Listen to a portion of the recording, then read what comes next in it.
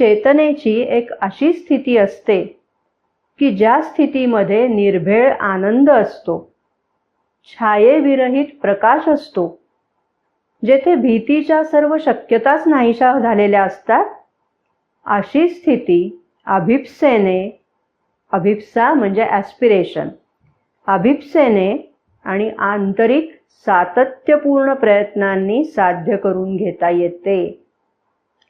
ही अशी अवस्था असते की ज्या अवस्थेमध्ये व्यक्ती स्वतःसाठी जगत नाही, तर व्यक्ती जे जे काही करते, जे काही तिला वाटते, त्या तिच्या सर्व कृती या परमेश्वराला अर्पण या भावातून, परिपूर्ण विश्वासातून, स्वतःविषयीची चिंता, काळजी यापासून विनिर्मुक्त होऊन केल्या जातात.